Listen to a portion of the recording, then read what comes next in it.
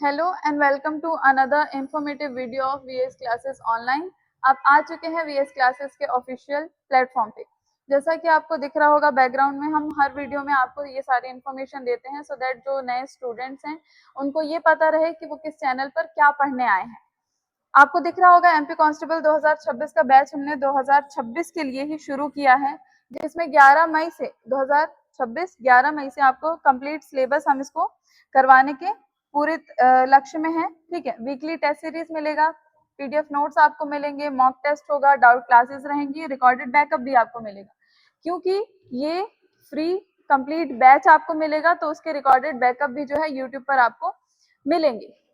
अब क्योंकि कुछ ऐसे लेक्चर्स हैं जिनका जो है इंफॉर्मेशन आपको चाहिए होता है, पीडीएफ चाहिए होता है, नोट्स चाहिए होता है, तो उसके लिए आपको ये टेलीग्राम का हमारा क्यूआर कोड है। जब आप इसे स्कैन करेंगे तो आपको फ्री पीडीएफ और नोट्स मिल जाएंगे वहां पर। यदि कोई ऐसा है जो नहीं मिलता है पीडीएफ नोट्स तो आप उसके लिए हमसे संपर्क कर सकते हैं। ये इंस्टाग्राम के क्यूआर कोड है, ठीक है, हमारे पेज का, जिसमें आपको शॉर्ट ट्रिक्स वगैरह, अगर आप मैथ्स और रीजनिंग सॉल्व करते हैं तो उसके लिए, और उसी के साथ साथ जो भी पॉलिटिकल मूवमेंट्स हो रहे हैं, बड़े चेंजेस हो रहे हैं जियो पॉलिटिकल, उन सारी चीजों से रिलेटेड आपको शॉर्ट वीडियो में सारी इंफॉर्मेशन देने का प्रयास रहता है हमारा। तो ये आप स्कैन कर लेंगे।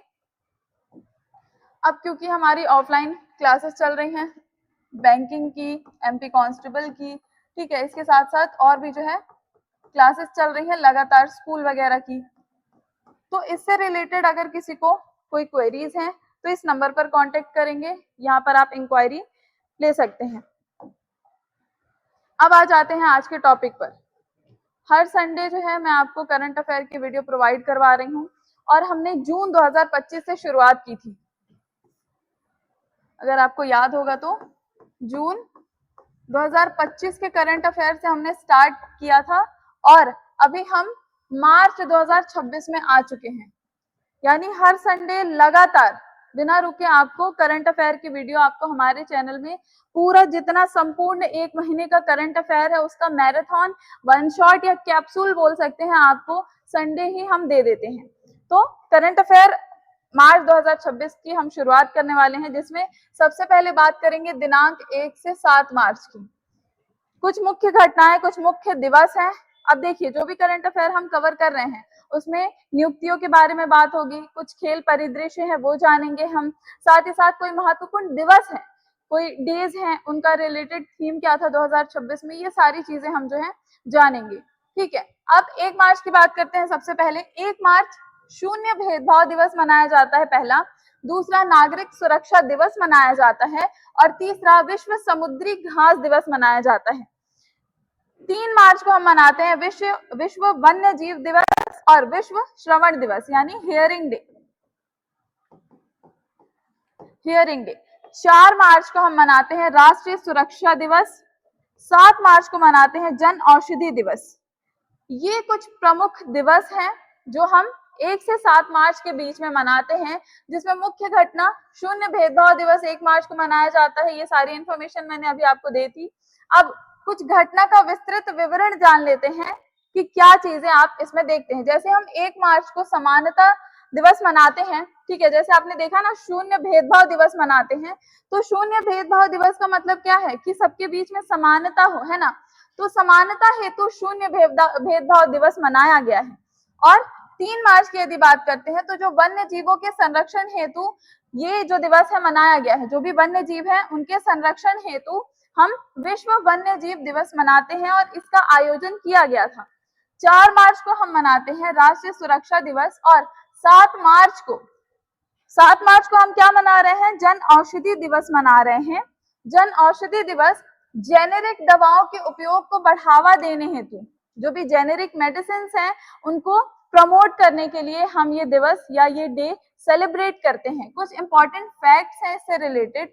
जो शून्य भेदभाव दिवस है जो हम 1 मार्च को मनाते हैं, उसका थीम 2026 का था पीपल्स फर्स्ट यानी प्राथमिकता लोगों को दी जाएगी शून्य भेदभाव दिवस 1 मार्च को। दूसरा जो हमने दिवस मनाया था वन्य जीव दिवस जो हमने मनाया था, उसमें जो इस बार 2026 का थीम था medicinal and aromatic plant conserving health, heritage, livelihood, इतना लंबा इसका थीम था। Medicinal and aromatic plants, conserving health, heritage and livelihood इस बार का वन्य जीव का थीम 2026 का था। जन औषधि दिवस जो हम मनाते हैं 7 मार्च को, उसका 2026 का थीम था जन औषधि सस्ती भी भरोसेमंद भी, सेहत की बात बचत के साथ। ये इस बार का थीम था। ये जो लाइन्स है मैं इरेज कर देती हूँ so that you can see it clearly. ठीक है, इसका थीम क्या था 2026 का, मैंने आपको बता दिया, जन औषधि सस्ती भी भरोसेमंद भी, सेहत की बात बचत के साथ। ये इस बार का इसका थीम रहा है। अब हिस्टोरिकल बैकग्राउंड भी देख लेते हैं। हालांकि एमपी कांस्टेबल में जो वन लाइनर फैक्ट होते हैं, करंट अफेयर होता है, डीप डाइव उसमें नहीं जाना होता है, बट कुछ चीजें जो है जो रेलेवेंट है, जो जुड़ी हुई हैं इन फैक्ट्स के साथ, जो आपको जानना जरूरी है, उसमें यह है कि जन औषधि योजना जो है वो मूल रूप से उसकी शुरुआत, जो औषधि दिवस है उसकी शुरुआत 2008 में हुई थी और 2015 में इसका नाम बदल दिया गया था। शुरुआत इसकी 2008 में हो चुकी थी, लेकिन 2015 में इसका नाम बदल दिया गया था। विश्व वन्य जीव दिवस साइट्स कन्वेंशन को अपनाने के उपलक्ष्य में मनाया जाता है। जो वन्य जीव दिवस है वो साइट्स जो कन्वेंशन है उसको अपनाने के उपलक्ष्य में हम ये दिवस मनाते हैं। ठीक है, चलिए अब एग्जाम ओरिएंटेड कुछ फैक्ट्स है, जिसमें सबसे पहले 1 मार्च विश्व समुद्री घास दिवस और नागरिक सुरक्षा दिवस भी होता है। 1 मार्च को 2 दिवस मनाए जाते हैं, विश्व समुद्री घास दिवस और दूसरा नागरिक सुरक्षा दिवस। 3 मार्च को विश्व श्रवण दिवस यानी वर्ल्ड हियरिंग डे मनाया जाता है और जन औषधि योजना रसायन एवं उर्वरक मंत्रालय के अधीन आती है। जो जन औषधि दिवस है वो योजना जो चलाई जा रही है वो रसायन एवं उर्वरक मंत्रालय के अधीन उनके भीतर काम करती है। अब इसमें कुछ संबंधित संस्थाएं जान लेते हैं। रसायन एवं उर्वरक मंत्रालय जो है फार्मास्यूटिकल्स विभाग में आता है भारत सरकार के। जन औषधि योजना का उद्देश्य क्या है? जन औषधि, औषधि की बात कर रहे हैं, मेडिसिन की बात कर रहे हैं, तो उसका उद्देश्य होता है कि किफायती मूल्य में जो जेनेरिक मेडिसिन है उच्च गुणवत्ता वाली, वो ज्यादा से ज्यादा लोगों तक पहुंच सके और उसका लाभ लोग ज्यादा उठा सके। और ये दिवस मनाया जाता है 7 मार्च को। तो ये कुछ 1 से 7 मार्च के बीच में जो महत्वपूर्ण लगभग 8 से 9 दिवस मनाए जाते हैं, जिनका ब्यौरा आपको यहाँ पर हिस्टोरिकल बैकग्राउंड के साथ दे दिया गया। अगला हम बात करेंगे 10 से 15 मार्च की, जिसमें प्रमुख घटनाएं कौन कौन सी हैं। सीआईएसएफ के स्थापना दिवस के बारे में बात करेंगे जो 10 मार्च को मनाया जाता है। पाई यानी गणित दिवस, मैथ्स डे मनाया जाता है 14 मार्च को। और विश्व उपभोक्ता अधिकार दिवस, कंज्यूमर्स राइट डे, उसके बारे में भी बात कर लेते हैं।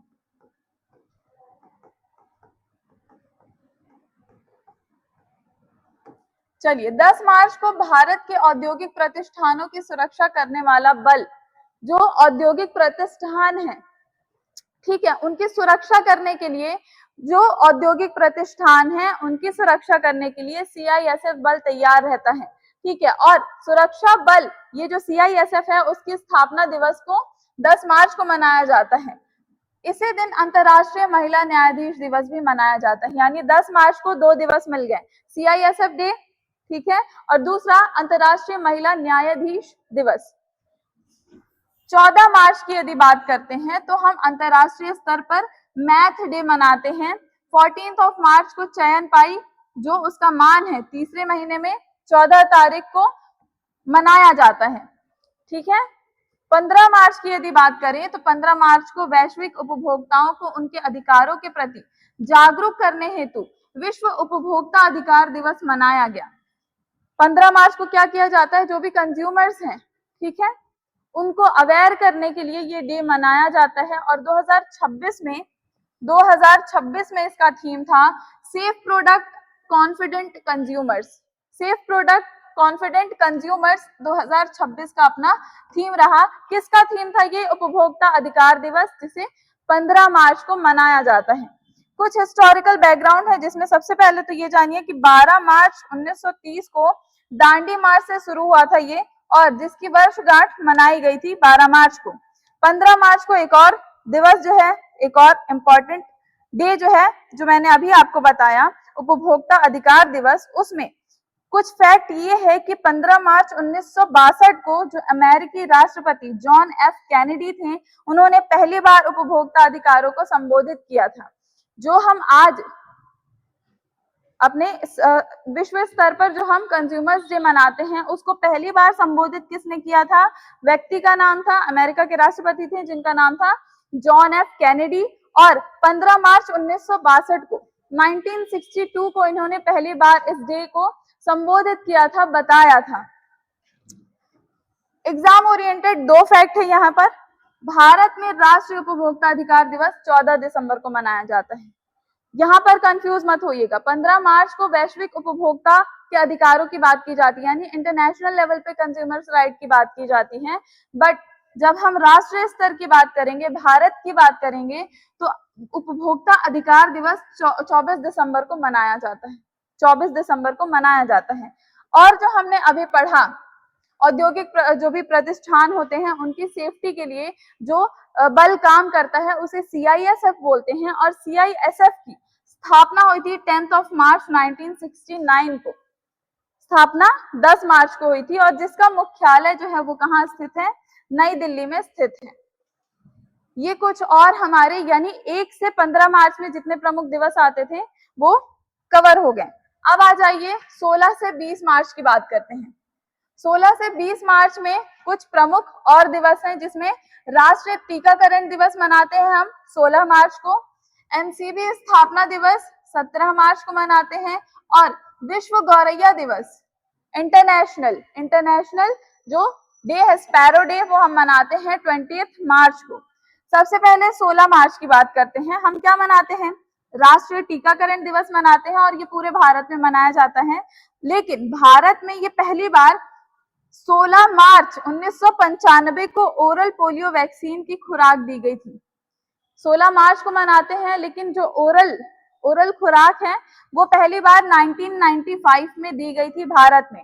और 2026 का थीम रखा गया है immunisation for all is humanly possible, यानी इंसानी आधार पर जो कुछ भी पॉसिबल है सेफ रखने के लिए, इम्यून सिस्टम के लिए, वो किया जाएगा।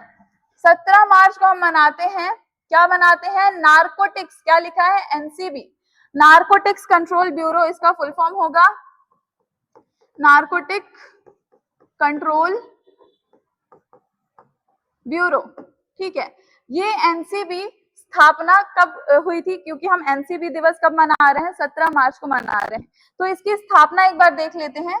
17 मार्च 1986 को इसकी स्थापना की गई थी, जिसका मुख्यालय दिल्ली में स्थित है। और हाल ही में डार्क नेट के माध्यम से जो ये नारकोटिक का एक पूरा जाल बिछा हुआ था, उसको सॉल्व करने में, ये ड्रग नेटवर्क जो है उसको ध्वस्त करने का मामला भी सामने आया था, जिसे टीम कल्क नाम से चलाया गया था। 17 मार्च को हम मनाते हैं NCB डे, यानी नारकोटिक कंट्रोल ब्यूरो 17 मार्च, जिसकी स्थापना 1986 में हुई थी। 20 मार्च पर आ जाते हैं। 20 मार्च को हम मनाते हैं इंटरनेशनल स्पैरो डे। जो गौरैया पक्षी है उनके संरक्षण हेतु ये दिवस मनाया जाता है। और दूसरा इसी दिन मनाया जाता है मौखिक स्वास्थ्य दिवस। जो मौखिक स्वास्थ्य दिवस है उसकी थीम जान लेते हैं। उसकी थीम थी a happy mouth is a happy life. A happy mouth is a happy life. विश्व गौरैया दिवस जो है, जो हम अभी बात कर रहे हैं, उसको पहली बार मनाया गया था 2010 में। ठीक है, जो सोसाइटी ने इसे सेलिब्रेट किया था स्पैरो डे को, वो सोसाइटी का नाम है फॉरएवर सोसाइटी। लिख देती हूं मैं, फॉरएवर सोसाइटी। फॉरएवर सोसाइटी द्वारा इसे पहली बार मनाया गया था, और लगातार अब हर 20 मार्च को हम ये गौरैया दिवस मनाते हैं। यहाँ पर आपका 16 से 20 मार्च तीसरा जो चरण था दिवसों का, वो भी हो गया है कंप्लीट। अब आ जाइए 21 और 22 मार्च पर। 20 मार्च की बात तो हमने कर ली। चलिए 20 से अब आते हैं 21 और 22 मार्च पर। मुख्य घटना क्या क्या सी है? देख कौन कौन सी है। विश्व डाउन सिंड्रोम की बात करते हैं। डाउन सिंड्रोम क्या होता है ये भी अभी आपको बताया जाएगा। फिर वन्य दिवस मनाया जाता है 21 मार्च को, और साथ ही साथ 21 मार्च को हम विश्व जल दिवस मनाते हैं और 22 मार्च को बिहार दिवस मनाया जाता है। ठीक है, डाउन सिंड्रोम का थीम क्या था? Together against loneliness. क्या होता है, जो हमारे बॉडी में जो है क्रोमोसोम्स है उनकी संख्या 46 होती है, 46 होती है, लेकिन जिनमें भी ये सिंड्रोम पाया जाता है, ठीक है, उनका इंटेलेक्चुअल डिसेबिलिटी होती है उनमें, उन लोगों में, क्या बोला मैंने, इंटेलेक्चुअल डिसेबिलिटी होती है, और उन लोगों में 46 क्रोमोसोम्स ना होकर के 21 त्रिगुण होते हैं, यानी वो जो भी क्रोमोसोम्स होते हैं वो दो के जोड़े में बनते हैं आमतौर पर मानव के शरीर में, लेकिन जिनमें भी ये डाउन सिंड्रोम पाया जाता है उनमें 21 के यानी 21 क्रोमोसोम्स पाए जाते हैं जो 3-3 बनते हैं। ठीक है, और इसी कारण क्योंकि ये 21 के बारे में बात करता है डाउन सिंड्रोम, इसलिए हम ये down syndrome, international down syndrome हम मनाते हैं 21 मार्च को, 21 मार्च को मनाया जाता है। अब आते हैं जो इसका 21 मार्च के बाद से आते हैं 22 मार्च पर। 22 मार्च को हम मनाते हैं वैश्विक जल संकट। ठीक है, उसके बारे में बात करते हैं। जो जल संकट होता है, विश्व जल दिवस मनाते हैं, तो जो जल संकट हो रहा है उस पर ध्यान केंद्रित करने हेतु हम 22-21 को मनाते हैं विश्व जल दिवस। और इस बार का इसका थीम क्या था? Water and gender. तथा भारत में बिहार स्थापना दिवस भी मनाया जाता है, यानी 2 दिवस की बात कर ली हमने। पहला विश्व जल दिवस मनाया जाता है 22 मार्च को, और 22 मार्च को ही हम मनाते हैं क्या? बिहार दिवस, बिहार के स्थापना दिवस मनाते हैं। और 2026 में बिहार दिवस का जो थीम रहा है, उन्नत बिहार उज्जवल बिहार, उन्नत बिहार उज्जवल बिहार, ये इस बार का इसका थीम रहा है। 22 मार्च 1912 को बिहार बंगाल प्रेसिडेंसी से अलग हुआ था, जिसके कारण हम मनाते हैं 22 मार्च को बिहार दिवस। ठीक है, 42वां जो संशोधन हुआ था 1976 में, उसके द्वारा वन को राज्य सूची से हटा करके समवर्ती सूची में यानी कॉन्करेंट लिस्ट में शामिल किया गया था। आप जब प्लेलिस्ट में जाएंगे तो वहां पर आपको सूचियों की सूची मिल जाएगी, जिसमें आपको पता चलेगा कि कॉन्करेंट लिस्ट ये सब क्या होता है।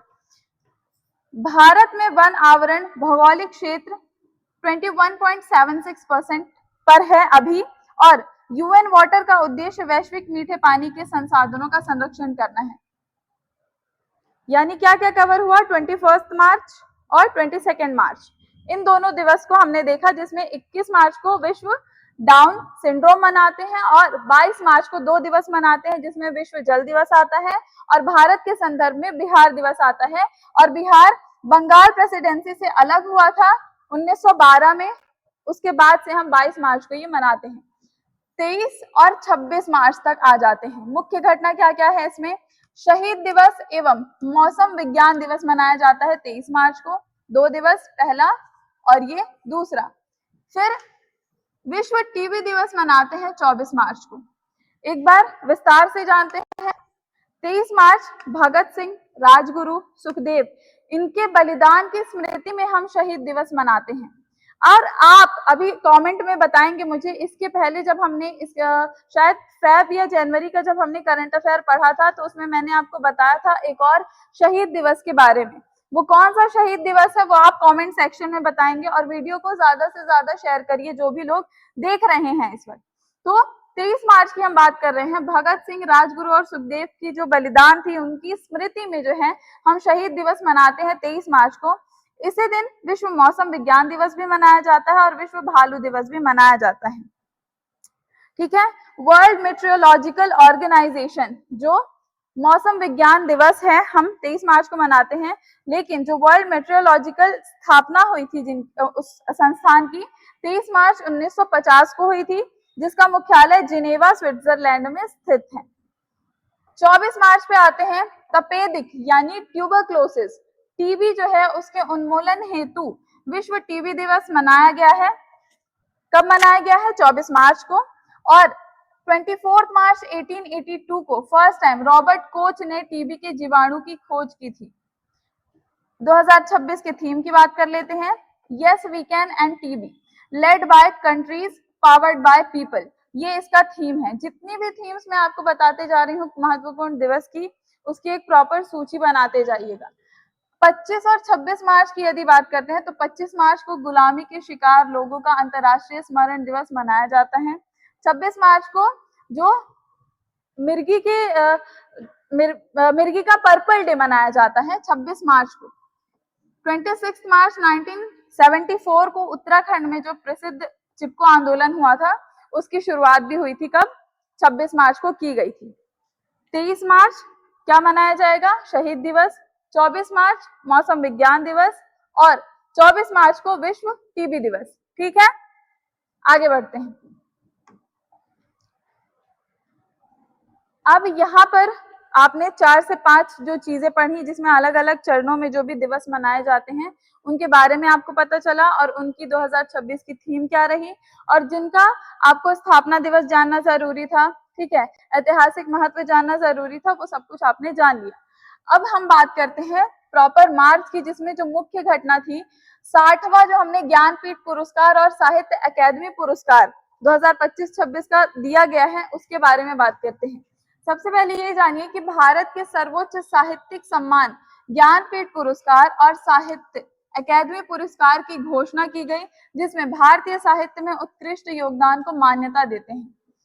अब ये जो सारे पुरस्कार हैं, खेल पुरस्कार हो, अर्जुन अवार्ड हो, साहित्य अकादमी पुरस्कार हो, ज्ञानपीठ पुरस्कार हो, ठीक है, सिनेमा अवार्ड हो, ये जितने भी अवार्ड है, भारत रत्न, पद्मश्री, पद्म भूषण, ये सारे अवार्ड्स एंड ऑनर्स की भी एक सूची आपको एमपी कांस्टेबल के स्टैटिक जी के प्लेलिस्ट में मिलेगी। यानी आप जो भी चीजें अभी पढ़ रहे हैं वो करंट अफेयर के संदर्भ में आपको वन लाइनर पढ़ाई जा रही है, लेकिन जो भी चीजें आपको डिटेल में जाननी है इन अवार्ड्स एंड ऑनर्स के बारे में तो आप एमपी कांस्टेबल का स्टैटिक जीके का प्लेलिस्ट चेक करेंगे तो वहां पर आपको अवार्ड्स के बारे में पता चलेगा। आ जाते हैं टॉपिक पर। 60वां ज्ञानपीठ पुरस्कार के विजेता जो हैं आर वैरामुथु हैं, जो प्रसिद्ध तमिल कवि हैं, उन्हें दिया गया है। साहित्य अकादमी हिंदी की बात करें, साहित्य अकादमी हिंदी की बात करें तो विजेता है ममता कालिया, जिनकी कृति क्या थी? जीते जी। इस कृति के लिए उन्हें साहित्य अकादमी पुरस्कार 26 में दिया गया है और ये संस्मरण जो है वो इलाहाबाद में आया था। साहित्य अकादमी पुरस्कार अंग्रेजी की बात करें, हिंदी में किसका नाम आएगा? ममता कालिया का नाम आएगा। यदि अंग्रेजी की बात करेंगे तो नवतेज सरना, नवतेज सरना की किस कृति के लिए, किस लिटरेचर के लिए उन्हें दिया गया है? Crimson spring. क्रिम्सन स्प्रिंग जो है वो एक उपन्यास है, उस उपन्यास हेतु इन्हें साहित्य अकादमी पुरस्कार दिया गया है। जो ज्ञानपीठ पुरस्कार की हमने अभी बात की वो स्थापित कब हुआ था ये जानिए। 1961 में इसे स्थापित किया गया था, लेकिन जो पहला पुरस्कार है ज्ञानपीठ पुरस्कार, इस बार हमने 60वां मनाया है, लेकिन ज्ञानपीठ पुरस्कार की शुरुआत 1961 में हुई थी, लेकिन पहला पुरस्कार जो है वो 1965 में दिया गया था और जिन्हें मिला था पहले व्यक्ति जीएस कुरूप है। जीएस कुरूप। साहित्य अकादमी पुरस्कार हिंदी और अंग्रेजी के बारे में आपने जाना। जो ये अवार्ड है इनकी शुरुआत मतलब इनको स्थापित 1954 में कर दिया गया था, ठीक है। अब एग्जाम ओरिएंटेड कुछ फैक्ट्स हैं। वैरामुथु कौन है? आपने अभी जाना, ये विजेता है 60वें ज्ञानपीठ पुरस्कार के। जो आर वैरामुथु ज्ञानपीठ पुरस्कार पाने वाले जो व्यक्ति हैं वो तीसरे तमिल लेखक हैं। अगर लेखकों की बात करेंगे, राइटर्स की बात करेंगे तो ये तीसरे हैं, लेकिन अगर कवियों की बात करेंगे, तमिल कवि की बात करेंगे तो ये पहले हैं। अगर पोएट की बात करेंगे तो ये पहले तमिलियन हैं जिन्हें ये मिला है, लेकिन अगर राइटर के तौर पर बात करेंगे आर वैरामुथु की तो ये तीसरे ये पुरस्कार पाने वाले व्यक्ति होंगे तमिल के, ठीक है। अब जो 59th ज्ञानपीठ अवार्ड है वो विनोद कुमार शुक्ल को मिला है हिंदी के लिए। और ज्ञानपीठ में मिलता क्या क्या है? सबसे प्रमुख ज्ञानपीठ में मिलता क्या है? सबसे प्रमुख दो चीजें। पहला, नकद राशि दी जाती है 11 लाख रुपए की और वाघ देवी की प्रतिमा दी जाती है। ये आप नोट कर लेंगे, 11 लाख रुपए दिए जाते हैं और वाघ देवी की प्रतिमा दी जाती है। ये भी आपको उस वीडियो में डिटेल्ड में मिलेगा। अब ये सारा जो अवार्ड है, ज्ञानपीठ पुरस्कार, साहित्य पुरस्कार, ये भारतीय ज्ञानपीठ न्यास और साहित्य अकादमी संस्कृत मंत्रालय के द्वारा दिया जाता है, जिसका मुख्यालय रविंद्र भवन नाम से जाना जाता है, जो स्थित है नई दिल्ली में। यानी एक पेज में क्या क्या पता चला आपको 60वें ज्ञानपीठ पुरस्कार के बारे में, किन्हें दिया गया, किस कृति के लिए दिया गया, पुरस्कारों की शुरुआत कब हुई और उससे क्या पूछा जा सकता है, कौन सा संबंधित मंत्रालय है और कहाँ स्थित है। ये प्रमुख तथ्य आपको पता चल गए। अगली मुख्य घटना जो है उस पर आ जाते हैं। 98th ऑस्कर अवार्ड्स की बात कर रहे हैं तो वो कंटिन्यू करते हैं। 98 जो ऑस्कर अवार्ड है वो उसके बारे में बात करेंगे।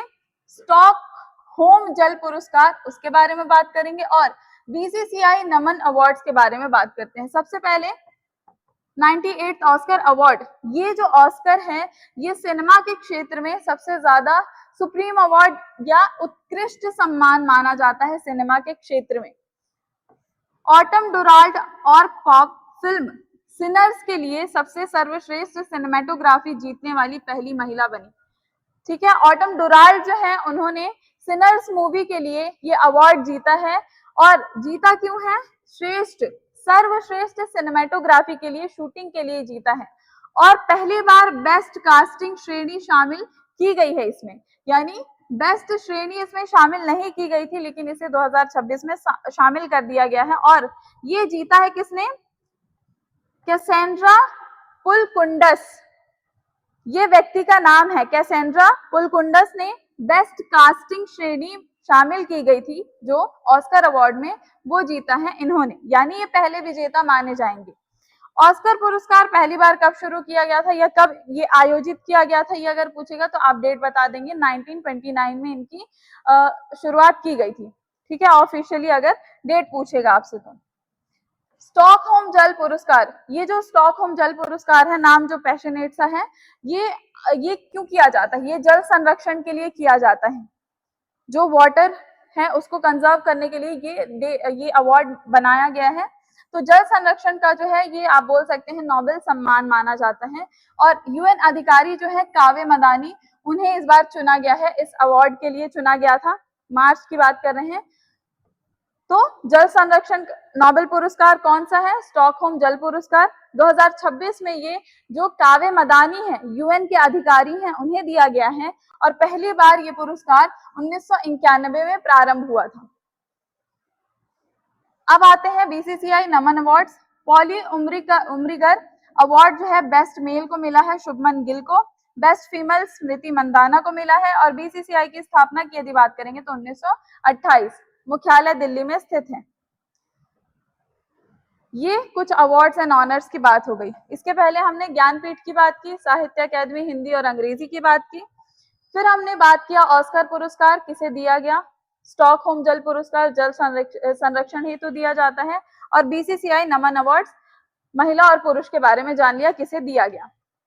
अब वैश्विक आतंकवाद सूचकांक एवं विश्व खुशहाली रिपोर्ट, हैप्पीनेस इंडेक्स देखते हैं और टेररिज्म इंडेक्स भी देख लेते हैं। दिनांक मार्च 2026, ठीक है, इसकी बात करते हैं।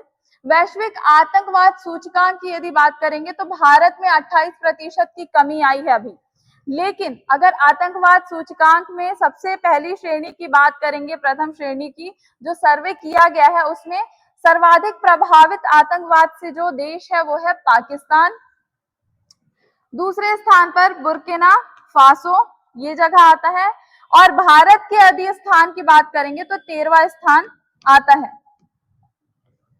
13वां स्थान आता है आतंकवाद सूचकांक में। इस वर्ष वैश्विक आतंकवाद से मौतों में 28% की कमी आई है। जो डेथ्स होती हैं टेरर अटैक से, उसमें इस वर्ष 2026 में जो सर्वे किया गया उसमें यह पाया गया कि 28% की उसमें कमी आई है, जो बहुत ज्यादा संतोषजनक है। आतंकवाद सूचकांक में शीर्ष 10 में से 6 देश सब सहारन अफ्रीका से हैं, अफ्रीका से देश है वो। और ये संस्था जो ये सूचकांक जारी करती है, institute for economics and peace, economics and peace ये संस्था का नाम है, जो कहाँ की है, सिडनी की एक संस्था है जो ये सूचकांक वैश्विक आतंकवाद सूचकांक जारी करती है, जिसमें भारत का स्थान 13वां है। प्रथम सर्वाधिक जो देश है वो कौन है, पाकिस्तान है। अब हैप्पीनेस इंडेक्स की बात करते हैं। हैप्पीनेस इंडेक्स, सबसे पहले हैप्पीनेस इंडेक्स में सबसे पहले 9वीं बार ये जो देश है वो आगे रहा है, कौन है, फिनलैंड। लगातार 9वीं बार हैप्पीनेस इंडेक्स में सर्वोपरि रहा है, अव्वल रहा है। और भारत के स्थान की यदि बात करेंगे, अच्छा इसमें कितने विश्व खुशहाली जो दिवस विश्व खुशहाली रिपोर्ट जो है उसमें कौन कौन से देश, कितने देश शामिल हैं, अगर बात करेंगे तो 147 जो कंट्रीज है वो शामिल रहती हैं, जिनमें भारत का जो रैंक है वो 116 है। 116वें स्थान पर जो है भारत अभी आता है। खुशहाली रिपोर्ट जब जारी हुई उसमें ये आपको मार्च में बताया गया। शीर्ष देश जो है वो फिनलैंड है, लगातार 9वीं बार, ठीक है। अब खुशहाली रिपोर्ट 2012 से जारी की जा रही है। ये जो हैप्पीनेस इंडेक्स है ये 2012 से लगातार ये जारी किया जाता है। और इसमें क्या क्या मापदंड होते हैं, क्या क्या पैरामीटर्स होते हैं मापने की खुशहाली रिपोर्ट को, तो जीडीपी, जीवन प्रत्याशा, सामाजिक समर्थन, स्वतंत्रता, उदारता, भ्रष्टाचार की धारणा, ये मापदंड होता है हर देश में। इन सारी चीजों को देखा जाता है, उसके बाद से ये रिपोर्ट जो है जारी की जाती है। और जैसे हमने आतंकवाद की बात की तो इसमें कौन सी संस्था थी, institute for economics and peace थी। जब विश्व खुशहाली रिपोर्ट की बात करेंगे तो इसमें कौन सी संस्था आती है, wellbeing research centre. Wellbeing research centre जो ऑक्सफोर्ड में काम करती है, उनकी संस्था जो है वो ये रिपोर्ट जारी करती है। देख लेंगे एक बार अच्छे से। चलिए अब आ जाते हैं मार्च 2026 में ही राजकोषीय स्वास्थ्य सूचकांक और विश्व वायु गुणवत्ता रिपोर्ट IQ-AIR की बात कर लेते हैं। राजकोषीय स्वास्थ्य सूचकांक जो बात करेंगे उसमें सबसे पहले आता है ओडिशा, द्वितीय में आता है, दूसरे स्थान पर है गोवा। यहाँ पर सिर्फ फैक्ट है, इसको पूरी अच्छी तरीके से लिख लीजिए और पढ़ लीजिएगा। राजकोषीय स्वास्थ्य सूचकांक प्रथम ओडिशा, दूसरा गोवा। नीति आयोग द्वारा राज्यों के वित्तीय प्रबंधन में सुधार हेतु दूसरा संस्करण लाया गया और 5वें स्तंभों का पर आधारित व्यय गुणवत्ता, राजस्व जुटाना, राजकोषीय विवेक, ऋण सूचकांक और ऋण स्थिरता ये इसमें शामिल है। राजकोषीय जो स्वास्थ्य पूर्वोत्तर हिमालय की अगर बात करेंगे तो पूर्वोत्तर हिमालय में अगर देखेंगे तो जो अरुणाचल प्रदेश है उनका नाम आता है, ठीक है। फिर यहीं पर हम बात कर रहे हैं विश्व वायु गुणवत्ता यानी IQ-AIR की बात कर रहे हैं। IQ-AIR की बात कर रहे हैं तो दुनिया का सबसे प्रदूषित देश वही देश है जिसमें सबसे ज्यादा आतंकवाद पाया जाता है, यानी पाकिस्तान सबसे ज्यादा प्रदूषित देश है। जो ये रिपोर्ट जारी की गई उसके आधार पर भारत समग्र रूप से 6ठे स्थान पर है। प्रदूषित देशों में अगर देखेंगे तो भारत का स्थान 6ठा है, ठीक है, 6वें स्थान पर 6th रैंक में है। और सबसे प्रदूषित राजधानी, भारत का भी सर्वे होता है तो सबसे प्रदूषित राजधानी जो है वो नई दिल्ली है।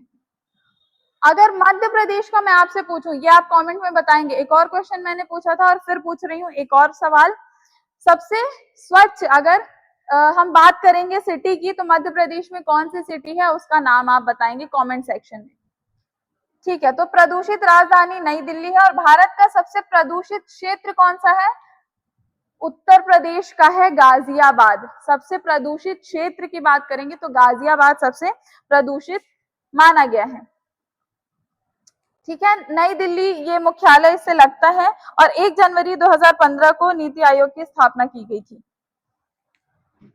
देख लीजिए अच्छे से। अब बात कर लेते हैं एक और मुख्य घटना की, जो सैन्य अभ्यास, जो भी आप पढ़ रहे हैं करंट अफेयर हर संडे, जितने भी सैन्य अभ्यास हो रहे हैं उनके अलग अलग नाम होते हैं, ठीक है। जो भी अलग अलग बल हैं वो अपना अलग अलग नाम रखते हैं, तो वो नाम भी याद रखिएगा। तो सैन्य अभ्यास लामीते 2026 की बात करेंगे और वायु शक्ति 2026 की बात करेंगे। यानी ये पेज जो है वो पूरी तरीके से आपको सैन्य अभ्यास के बारे में बात करेगा। सबसे पहले लामीते की बात करते हैं। लामीते जो है उसका, उस शब्द का सबसे पहले मतलब समझिए। लामीते का मतलब होता है मित्रता, फ्रेंडशिप। ये जो है भारत और सेशल्स के बीच जो है 11वां अभ्यास हुआ है, उसका 11वां संस्करण माना गया है। इन दोनों देशों के बीच जो है ये अभ्यास किया गया है, जो मित्रता का प्रतीक माना जा सकता है, और इसी कारण इस अभ्यास का नाम लामीते रखा गया है। और पहली बार भारत की जो तीनों सेनाएं हैं उन्होंने ये इसमें हिस्सा लिया है। लामीते अभ्यास वर्ष 2001 से सेशल्स यानी अफ्रीका का जो सबसे छोटा देश है, ये जो भारत के साथ सेशल्स लिखा हुआ है, ये याद रखिएगा, अफ्रीका का जो सबसे छोटा राज्य देश है, ये उसकी बात कर रहे हैं। ठीक है, तो ये उन दोनों के बीच में आयोजित किया गया और ये भारत की जो तीनों सेनाएं हैं उन्होंने इसमें भाग लिया था। दूसरा जो है वो वायु शक्ति की बात करता है, जिसमें भारतीय वायुसेना द्वारा पोखरण फायरिंग रेंज जो है जैसलमेर में स्थित है, वहां पर आयोजित किया गया सामरिक शक्ति प्रदर्शन वायु शक्ति 2026। एग्जाम ओरिएंटेड फैक्ट अगर जानना है तो हाल ही में भारतीय सेना की जो दक्षिणी कमान है वो अमोद ज्वाला नाम रखा गया है, अभ्यास Babina field firing range Uttar Pradesh में आयोजित किया गया था। और वायुसेना जो हमने देखा है वायु शक्ति, उसकी स्थापना, वायुसेना की स्थापना कब हुई थी? 8 अक्टूबर 1932, 8 अक्टूबर 1932 को वायुसेना की स्थापना की गई थी। यानी दो अभ्यास, एक का नाम लमीते रखा गया, एक का वायु शक्ति। आगे बढ़े, चलिए अब बात कर लेते हैं इंटरनेशनल जो अभ्यास किए गए, प्रैक्टिसेस हुई हैं, उनके बारे में बात कर लेते हैं। अंतरराष्ट्रीय नौसैनिक अभ्यास सी ड्रैगन एवं नाटो का कोल्ड रिस्पॉन्स। सबसे पहले सी ड्रैगन के बारे में बात करते हैं। ये भी अभ्यास ही है, लेकिन जो आपने इसके पहले पढ़ा, ये वाला जो आपने पढ़ा है, ये सैन्य अभ्यास भारत से जुड़े हुए थे। ये जो है ये इंटरनेशनल का है। अब हम एमपी कांस्टेबल के बारे में बात कर रहे हैं, तो इंटरनेशनल क्यों पढ़ना है? कुछ ऐसे अभ्यास जो है वो आपसे एमपी कांस्टेबल में पूछता है। मैं हर जो आपको चीजें पढ़ाने के बाद से करंट अफेयर कुछ क्वेश्चंस भी दिखाती हूँ, जिसमें आपने देखा होगा कि कुछ ऐसे प्रश्न भी पूछता है। तो सी ड्रैगन 2026 की बात करते हैं। अमेरिका के गुआम बेस पर पनडुब्बी रोधी ASW अभ्यास किया गया है। पनडुब्बी है ये, जिसका नाम ASW है, उसका अभ्यास हुआ है, उसे सी ड्रैगन 2026 बोला गया है। जिसमें प्रतिभागी कौन कौन से थे? भारत थे, इस कारण हमें पढ़ना पड़ रहा है। भारत, अमेरिका, ऑस्ट्रेलिया, जापान और न्यूजीलैंड, ये जो प्रतिभागी देश हैं वो शामिल थे सी ड्रैगन 2026 में। अब कोल्ड रिस्पॉन्स 2026 जानते हैं क्या है? कोल्ड रिस्पॉन्स जो है नाटो द्वारा उत्तरी नॉर्वे और स्वीडन, जो आर्कटिक क्षेत्र पड़ता है, स्वीडन और उत्तरी नॉर्वे में आयोजित एक विशाल बर्फीला सैन्य अभ्यास है। जो हमने देखा ना कोल्ड रिस्पॉन्स, नाम क्यों रखा गया है कोल्ड रिस्पॉन्स? क्योंकि ये बर्फीला सैन्य अभ्यास है। ये कहां पर किया गया है? उत्तरी नॉर्वे और स्वीडन, जो आर्कटिक का क्षेत्र है, वहां पर अभ्यास ये किया गया है। और ये जो नाटो है, इसकी स्थापना कब हुई थी? 1949 में इनकी स्थापना की गई थी, जिसका मुख्यालय ब्रुसेल्स है। ठीक है, एक और फैक्ट है यहाँ पर, लिख लेना। स्वीडन जो है वो हाल ही में इसका सदस्य बना है, 32वां सदस्य। ये कोल्ड रिस्पॉन्स जो है उसमें बहुत सारे देश जो है वो सदस्य हैं, लेकिन जो स्वीडन है वो अभी अभी इस ग्रुप का हिस्सा बना है और ये 32वें स्थान पर आता है। मार्च 2026 में ही हम खेल परिदृश्य भी देख लेते हैं। खेलो इंडिया विंटर गेम्स था और खेलो इंडिया ट्राइबल गेम्स। तो विंटर गेम्स की बात करते हैं। विंटर गेम्स का छठा संस्करण 2026 में किया गया। विजेता था इंडियन आर्मी, जिसमें कुल 23 पदक मिले। आयोजन स्थल क्या था? ये पूरा फैक्ट है, इसको भी अच्छे से लिख लेंगे एक जगह। आयोजित कहाँ किया गया? इसे जम्मू कश्मीर और लद्दाख में आयोजित किया गया। शुभंकर शान हिम तेंदुआ था इसका, और शुरुआत इसकी 2020 में हुई थी, जिसका उद्देश्य शीतकालीन खेलों यानी समर जो गेम्स होते हैं उनको मोटिवेट करना, उनको विकसित करना। और विंटर गेम्स में पहली बार फिगर स्केटिंग को भी शामिल किया गया। फिगर स्केटिंग जो होती है उसे भी इस बार शामिल किया गया है। छठा संस्करण, शुरुआत 2020 से कर दी गई थी। खेलो इंडिया ट्राइबल गेम्स 2026 की बात करते हैं। खेलो इंडिया ट्राइबल गेम्स, ट्राइबल्स के लिए बात की जा रही है, छत्तीसगढ़ में आयोजित किया गया और मोरवीर जो है वो इसके शुभंकर निकले। ट्राइबल गेम्स में जो है, ट्राइबल गेम्स की जब बात करते हैं तो उसमें दो नाम आते हैं, मलखम्ब और कबड्डी। मलखम और कबड्डी का जो है डेमोन्स्ट्रेशन किया गया, यानी प्रदर्शन किया गया जोड़े के रूप में। दो गेम्स, एक समर की गेम्स की बात कर रहा है और एक ट्राइबल गेम्स की बात कर रहा है।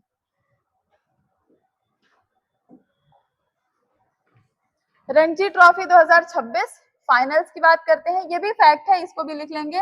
आईसीसी T20 विश्व कप रणजी ट्रॉफी 2026 विजेता इस बार जम्मू कश्मीर रहा है, यानी 67th, इतने वर्षों में जो है पहली बार जम्मू कश्मीर को ये खिताब मिला है। और उप विजेता इस बार कर्नाटक रहा हुबली में फाइनल्स में। ठीक है, उप विजेता की अगर बात करेंगे रणजी ट्रॉफी 2026 की, तो उप विजेता कर्नाटक रहा है। 1934 में रंजीत सिंह जी के नाम पर इसकी शुरुआत की गई थी। ट्रॉफी महाराज भूपेंद्र सिंह ने दान की थी। ठीक है, ट्रॉफी इन्होंने दान कर दी थी और रंजीत सिंह के नाम पर जो है ये शुरू किया गया था। ईरानी कप 1960 में रणजी के 25 साल पूरे होने पर इसे शुरू किया गया था और बीसीसीआई से जुड़ा हुआ है नाम, तो बीसीसीआई की स्थापना जो है 1928 में की गई थी।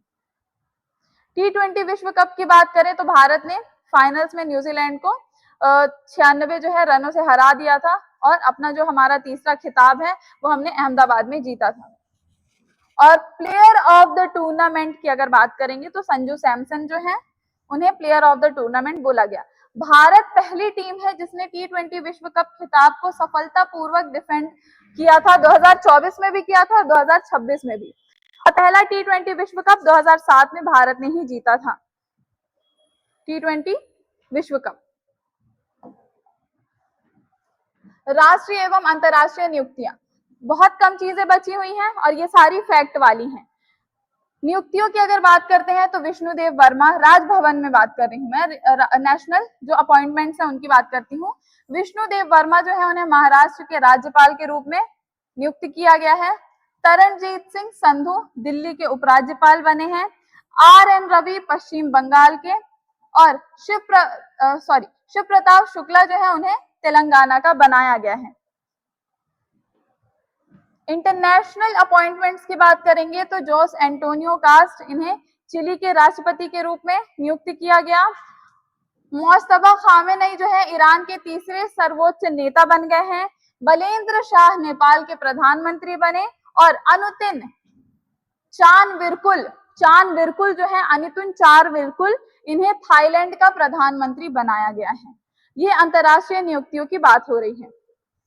आर्टिकल 153 के अनुसार ये जो हमने देखा राजभवन में राष्ट्रीय नियुक्तियां हो रही हैं, वो आर्टिकल 153 के अनुसार प्रत्येक राज्य का एक राज्यपाल होगा। ये आर्टिकल 153 आपको बताता है और राष्ट्रपति अनुच्छेद 155 के तहत नियुक्त किया जाता है। ये कुछ महत्वपूर्ण तथ्य थे। अब आखिरी आज का जो है मार्च माह का जो इंपॉर्टेंट लिटरेचर्स थे, बुक है, उनको जान लेते हैं। ये मार्च का आपका ऑलमोस्ट सब कुछ कंप्लीट हो जाएगा। बुक का नाम है Mahatma a great communicator. Mahatma a great communicator, ये लिखा है डॉक्टर धीरज काकड़िया ने, जो आकाशवाणी के अधिकारी रह चुके हैं इस मार्च 2026 के। करुणा द पावर ऑफ कैंपशन, ठीक है, क्या है? करुणा द पावर ऑफ कंपैशन, ये लिखा गया है कैलाश सत्यार्थी के द्वारा और नोबेल शांति पुरस्कार विजेता भी रह चुके हैं कैलाश सत्यार्थी, 2014 में इन्हें मिला था। An accidental lawyer, my adventures in life and law. Book का नाम देखिए कितना अच्छा है, an accidental lawyer, my adventures in life and law. ये लिखा गया है के वेणुगोपाल द्वारा। और ये वेणुगोपाल कौन है? अगर आप एमपी कांस्टेबल की तैयारी कर रहे हैं तो आपको इनका नाम अच्छे से पता होना चाहिए। पूर्व जो अटॉर्नी जनरल रहे हैं उनके द्वारा ये लिखा गया है। अगली पुस्तक है the corpse collector a true story. ये लिखा गया है वीनू पी और नियाज करीम के द्वारा। वीनू पी और नियाज करीम के द्वारा the corpse collector and a true story. ये प्रमुख जो है आपकी मार्च माह की पुस्तकें और उनके लेखक के नाम हैं। कैलाश सत्यार्थी जो है बचपन बचाओ आंदोलन के लिए 2014 में उन्होंने मलाला यूसुफजई के साथ जो है नोबेल पुरस्कार दिया गया था उन्हें 2014 में, ठीक है। और के वेणुगोपाल भारत के 15वें अटॉर्नी जनरल रह चुके हैं। और चर्चित पुस्तक जो हमने अभी देखा, लेखक, ठीक है, ये सारे आपसे पूछता है एमपी कांस्टेबल में डायरेक्ट, बुक का नाम दे देता है, लेखक के बारे में पूछ देगा। तो ये आपकी पुस्तकों के बारे में, यानी नियुक्तियां, किताबें, सैन्य अभ्यास, सब कुछ, यानी मार्च में जो कुछ भी प्रमुख दिवस आते थे, जितना करंट अफेयर था, वो एक वीडियो में आपका पूरा हो गया है कंप्लीट। सारी चीजें अच्छे से नोट्स बनाइए और पढ़ते रहिए। वीडियो को जितना ज्यादा हो सकता है उतना ज्यादा शेयर करेंगे आप अपने दोस्तों से, क्योंकि ये फ्री लेक्चर्स है, ठीक है। इस संडे आपको मार्च का मिल गया है। नेक्स्ट संडे हम बात करेंगे अप्रैल की। अप्रैल के जितने भी करंट अफेयर होंगे उनको हम कवर करेंगे एक साथ मिलकर के।